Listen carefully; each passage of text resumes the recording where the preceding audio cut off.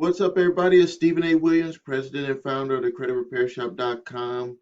In this video, we're going to talk about the debt that is being released on the market. We got major amounts. I'm talking about big time, billions of dollars, thousands of accounts that are being sold to debt collection companies. So if you know that you have a collection out there from any of the major credit cards, department store cards, payday loan lenders, online shopping club networks, any of these types of loans, auto repo, they are about to do a huge dump of these old accounts. Now, before I get started, I want you to please subscribe to the channel if you haven't subscribed to it. I want to get those numbers up. I believe that this channel is very valuable. Also, watch out for comments that are not from me. They made a fake page and they stole my image and put it on there. My responses will have a black outline around the credit repair shop. So let's get right into it. This is the inventory that was released yesterday. Uh, $136 million. Also, I'm going to tell you what to do. So I'm going to tell you about what's happening, then I'm going to tell you what you can do if you find yourself in a situation having old debts come back to bite you.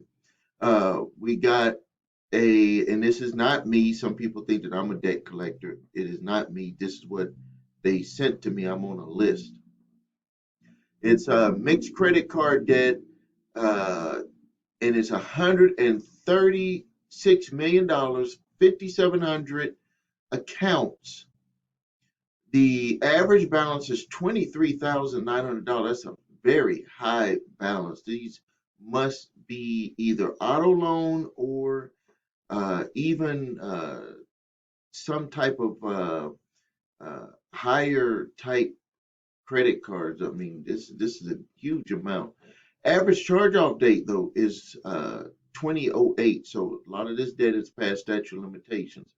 The next group, 91.1 million, 10,217 accounts. Average charge-off date 2006 is incredible. That is that old. $8,922. That's the average balance.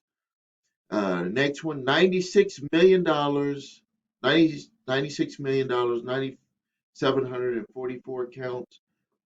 They did not put the charge-off date on these, but the average balance is $9,885. Next group, $169 million, 12,398 accounts. Average charge-off date is 2008. Average balance $10,641. The next one, $13 million, 9,300 accounts. Average charge-off date is 1998. Can you believe that? $9,654 is the average balance. This is past statute of limitations for all 50 states. And these are all mixed credit cards and auto repo and those payday loans, those types of loans. The next one, $43 million, 3,400 accounts. Average charge-off date is 2007. Average balance 12,500. Next one is $52.6 million, 23,922 accounts. Average charge-off date is 2004. These are all past legal statute of limitations in all 50 states. Average balance $2,100. Next one is $16.5 million, 23,753 accounts. Average charge-off date 2001. Again, at past statute of limitations in all states, and I'm going to get into that in a minute. Average balance $696. Next one is $43.3 million, 2,708 accounts, 2007 average charge-off date, average balance $15,000. Next one is uh, $47 million, 5,137 accounts. Average charge-off date is 2005. Again, past legal statute of limitations in all 50 states. $9,100 is the average balance on those accounts. The next one is $303 million. I'll say that again, $303 million. 48,380 accounts. Average charge-off date is 2005. Again, past legal statute of limitations to collect in all 50 states. Average balance $6,200. And the last one is $85.8 million, 9,705 accounts. Average charge-off date is 2007, and the average balance is $8,800. So let's go right from the top. Step one on what you do if you find that a debt collector is sending you a letter demanding that you pay a debt from a previous debt that you owe. They have to send a demand letter, and that demand letter is actually giving you the opportunity to dispute the debt. For any reason, you can dispute that debt. Now, the first thing that you need to do is you need to look at who was that original creditor, and you need to look at your credit reports. And if it's some of these accounts, it will be off of the credit report. But if you can remember when you had that account, but if it's off of your credit report, you know that it's past a certain period of time, and it's not something new. First thing you need to do is look at the statute of limitations to collect debt in your state. It's different for every state. Some states are as low as 3 years, and you want to look at open accounts if it was a credit card account. You can go to my website, thecreditrepairshop.com. At the bottom, click on my blog and type in statute of limitations, and it will give you a breakdown of the statute of limitations for all 50 states.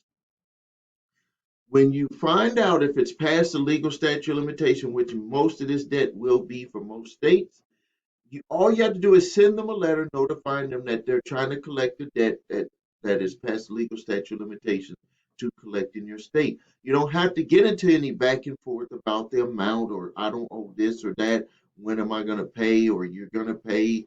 None of that matters when it's past the legal statute of limitations. That's why it's very important to know and understand this law. They cannot collect on a debt that is legally past the statute of limitations to collect. I'm not talking about the statute of limitations to report on your credit reports.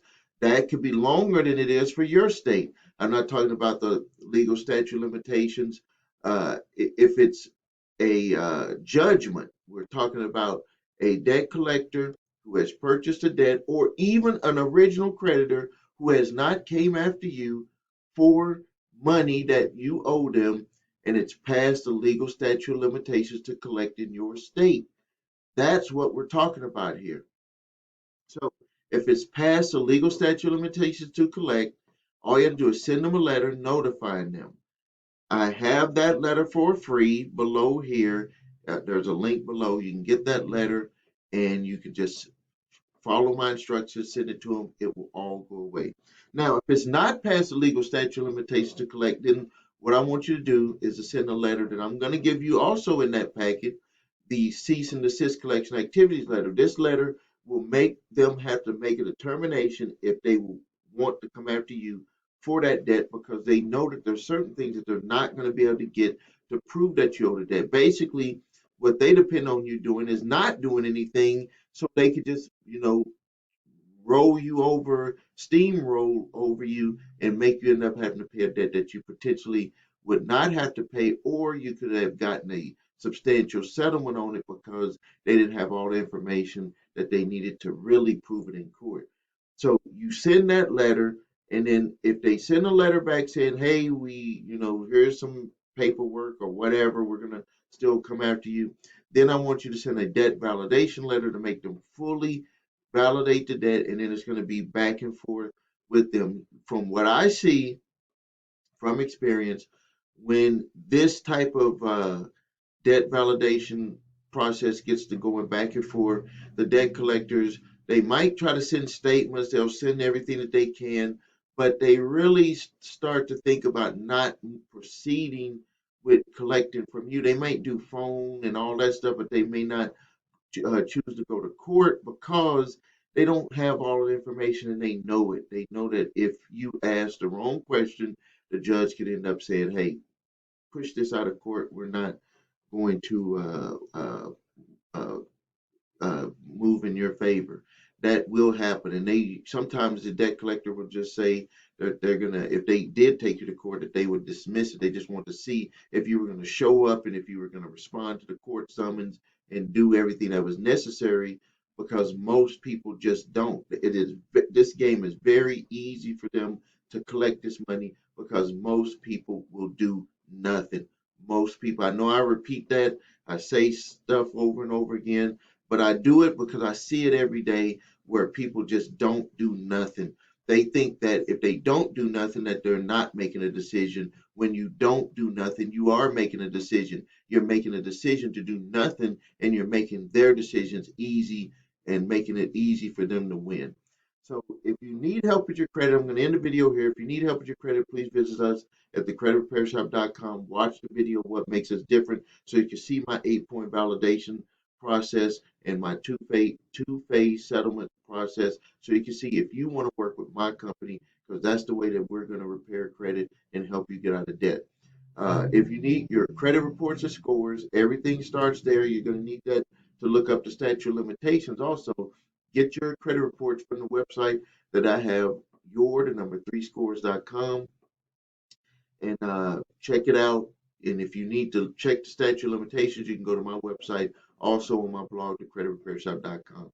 The link for the cease and desist collection activities letter, statute of limitations letter, and the debt validation letter, I've packaged them all up in one uh, in in one link so you can get all of them. Use the one that you need for your specific situation. The links are below this video, and there's links below this video for other services that we offer. Thank you for your time. Please make sure that you subscribe. This is Stephen A. Williams, President and Founder of thecreditrepairshop.com.